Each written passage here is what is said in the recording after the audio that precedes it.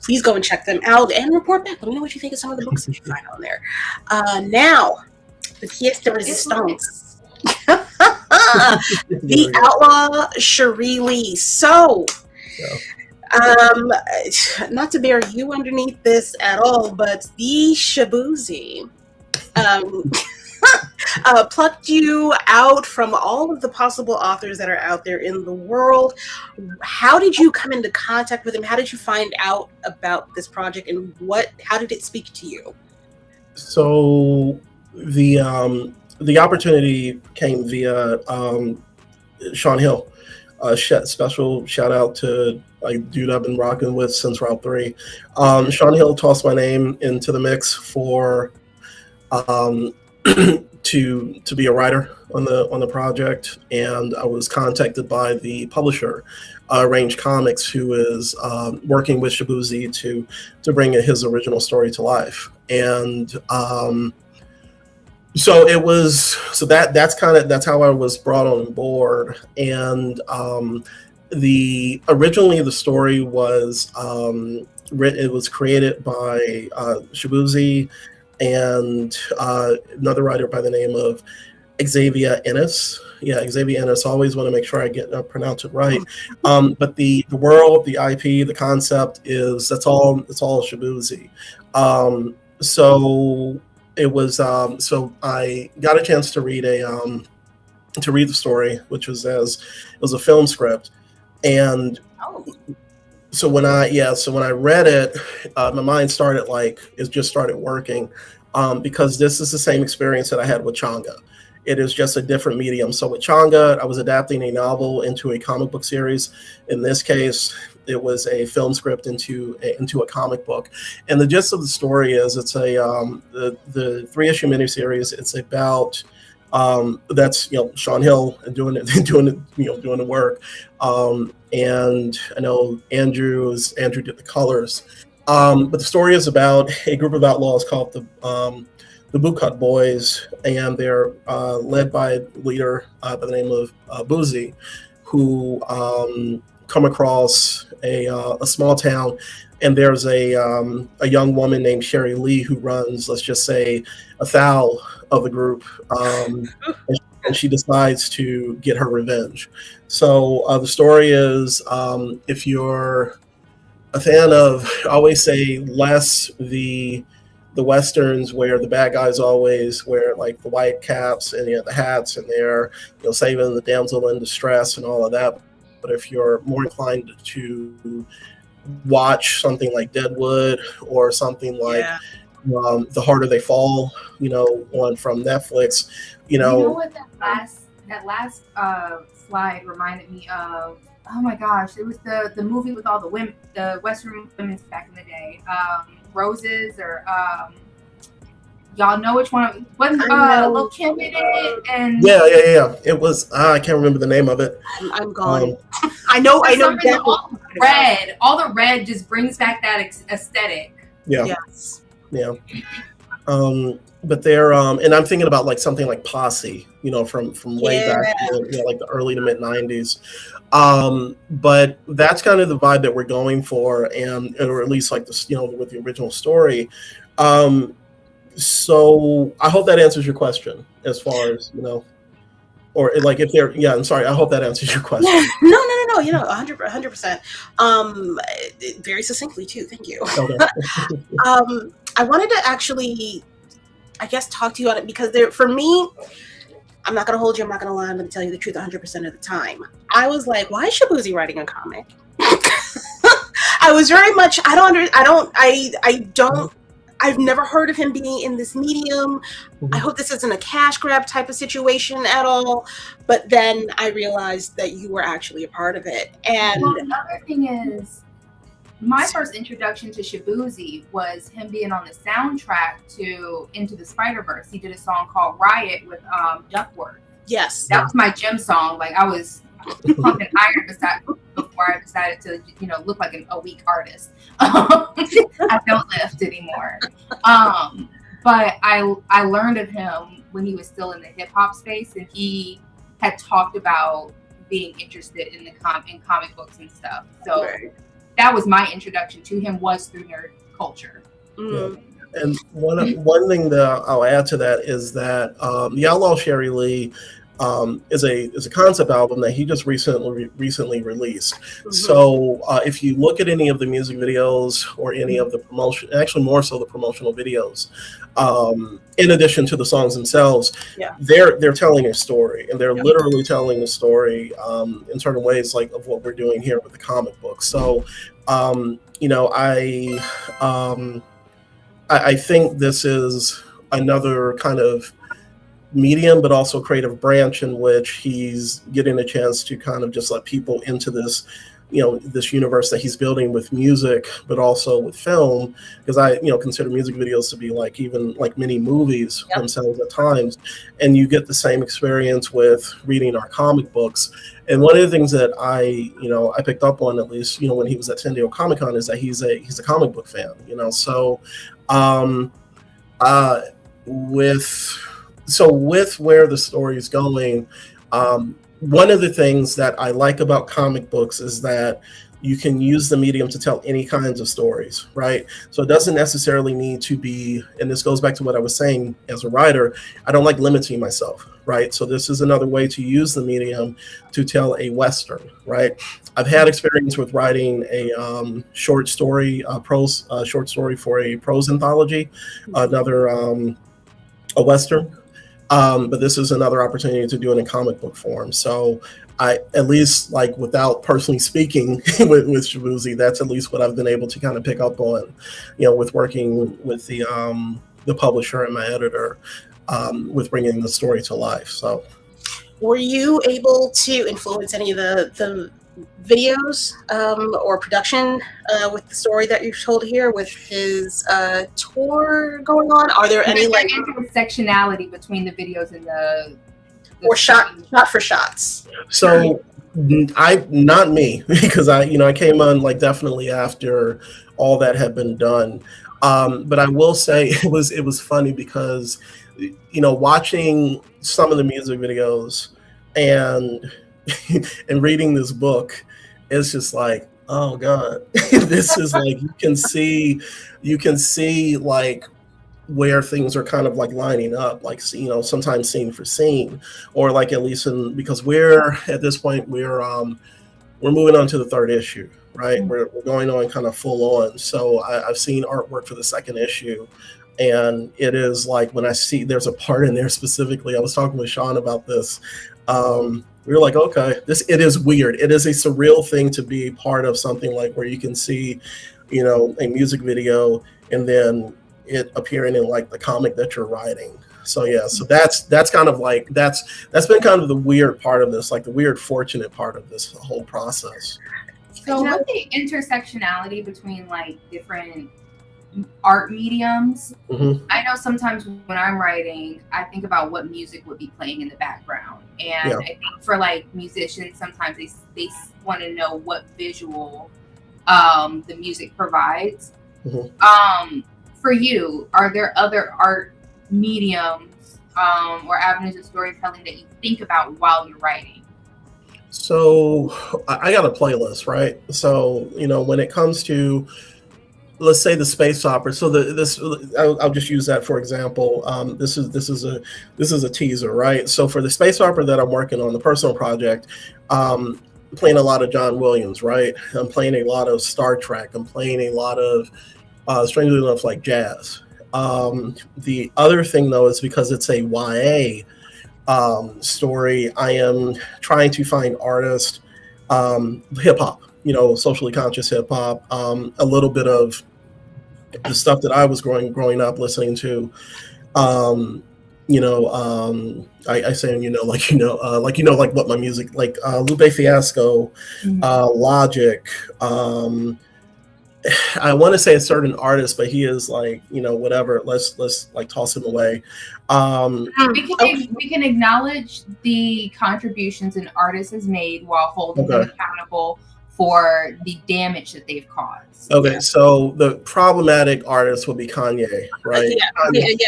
That's what I'm saying. I was gonna say, I don't know anybody else that's got this much. Yeah, He's provided a lot for the culture, but that man is also crazy. Like we could just exactly. So like that. So like Kanye the backpack era Kanye, but the ones that rank higher than him for me are definitely like Logic and Lupe Fiasco. So that's the type of vibe that I'm listening to, plus like the like the kind of operatic scores when I'm trying to write like big sci-fi space opera. Also listen to jazz, to just kind of influence that. But the cool thing about this is with the Outlaw Cherie Lee is like I got Shaboozey, right? I can listen to like his music to be like, okay, this is like vibe-wise, this is what we're going through. We have a quiet moment, which is between two people who are possible love interests. There's a song possibly for that. There's a song where it's more like this is a shoot 'em up, this is a Western, and all of that. But yes, so I definitely have different playlists, based on, what I'm writing at the time, so I could kind of vibe with that. Sorry, I had to mute myself. The sirens were loud. I also wanted, I guess, to ask, do you feel like, are there instances where you have to fight against your morals when you're writing some of these stories, or maybe some of your ethics as well? For me, when I was reading the book at first, I had my, what is this white woman doing in my black ass comic? I don't understand. I'm being just being genuine. The story, I'm not cheating on it, but it was that I'm like, wait, hold on. Taking the story, you want to be entertained. Do you have any instances where you're like, you're battling against yourself to portray your villains in a particular light? Is there any kind of like conflict of interest as well for you that you have to fight against? You have to put a flag on the play. So one of the ways, I think this is just in general, that I try my best. I try to be as genuine as possible when it comes to reflecting the characters that I'm writing and the experiences in the story that I'm trying to tell. I've been fortunate in that. Let me say, this wasn't the project where something like that has happened, and I'll just say that. But I do. So that's and the other thing that, when I'm writing something like this, because the Bootcut Boys are, they are the antagonists, right? So It's the thing of like, first of all, I'm trying to stay true to the source work that is being adapted, but then also doing my best to make them not seem one note, because I think that's the issue that we have when we have POCs who are depicted as the antagonist or the bad guys or the bad gals or whatever you want to say. So as long as I'm not falling into any stereotypes or tropes and coming with, the complexity that I think is needed when it comes to writing us as, like the, I'm just going to say as the antagonist, then I think I've done well, because outside of this, I have plenty of works where, in my preference, I'm being honest, is to have us at the lead on either side of the coin, on both as like the good guys and the bad guys, and trying to, have them not come off as one note. And I think that if I've done that and stayed true to the character that I'm creating and writing, then I'm good to go, right? So that's personally speaking, for me, because I hate when I'm watching something from back in the day and all we have is just one line, and it's just like the most absurd, what the hell is that? Absurd, over the top, reflection of like a criminal or something like that. It's giving And, black exploitation. Yeah, black exploit. That's another discussion for another day. But like, there's definitely stuff where we weren't given an opportunity to be. You think about somebody like Magneto, right? Or something where you see his character from a variety of facets, right? On one end, he drowns an entire submarine full of sailors, right?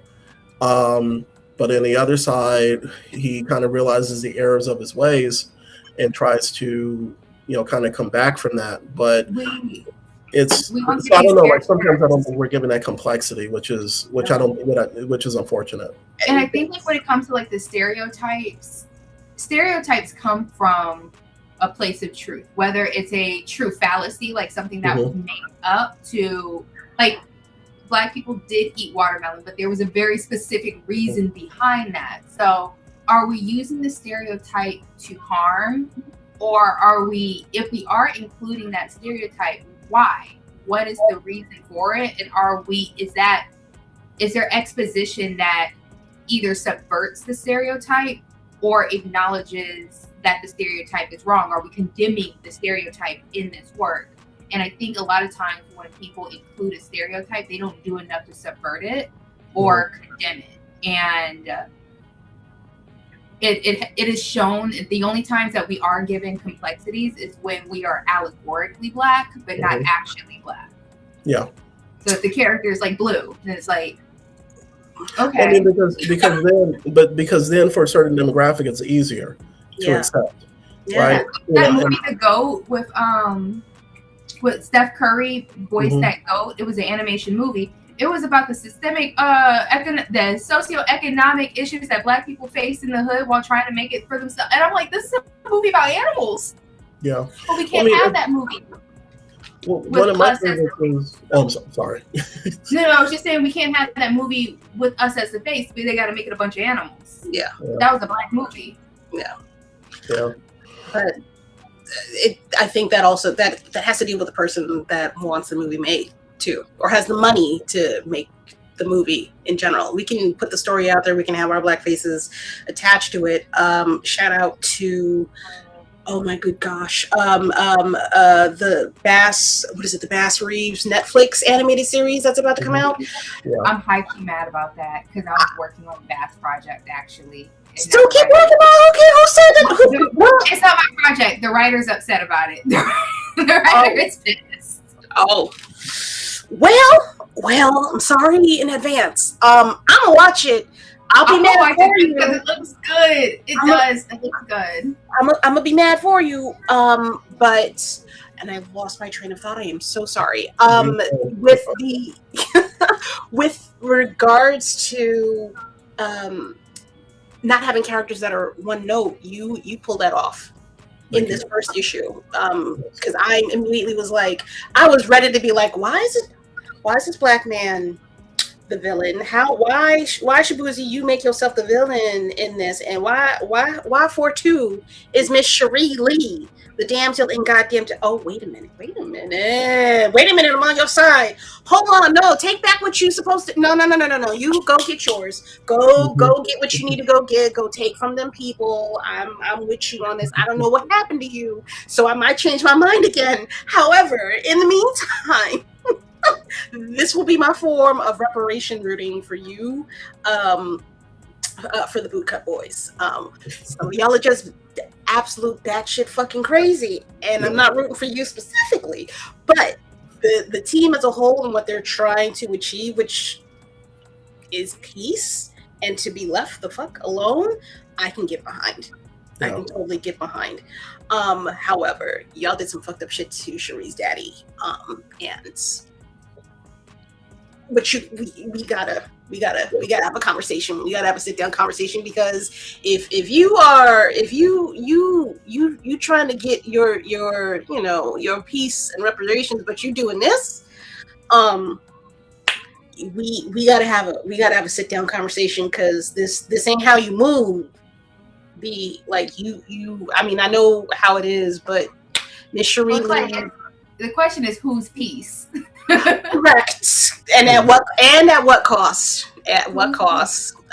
You always, anytime that you're trying to seek peace, you make an enemy of somebody somewhere. That's what it feels like. You just got to make sure that you're on the right side of everything. Rachel. Yeah, that is it's going to be tough. Speaking of not having one note characters, can we get into? Actually, first, before I do that, Mr. Jeffrey, I know that you are limited on time. I want to make sure that I do not go beyond what you can afford to dedicate to us. I do want to make sure that everybody knows down in the description below, you can absolutely check out robertkjeffries.com. You can go to his website. Again, you can find all of the books that we've talked about and didn't get a chance to, unfortunately, this evening. Make sure you go to robertkjeffrey.com. That is singular, Jeffrey, not plural. It's hard. But please try to remember that. You can actually pick up the Outlaw Cherie direct. I have a link directly below in the description as well. Do you have a few more minutes? Do you want to talk lanterns, or are you officially? Yeah, I can do a few more minutes. Yeah, that would be cool. Okay, perfect. Love that. Because we I'm tight on time because I'm trying to be out at 9 o'clock as well. Y'all. So I promise you, we gonna shut this shit down at 9 p.m. We are gonna be off the air this evening. But please make sure you check out Robert Bobby, Mr. Jeffrey's website. You can go and purchase the Outlaw Cherie Lee on Amazon right now for the paltry amount that is $10. You can also check out Shaboozey's brand new album as well. There is a link once you go to Amazon as well. You can check out his album and see if you like it. Let me know what you guys think. Yeehaw and all that. Not a country girl, but I do like Shaboozey stuff. He's growing on me a little bit. But with that said, lanterns. I am so happy that this worked out timing wise, as I am sure you are an aficionado of sorts of things that are Green Lantern.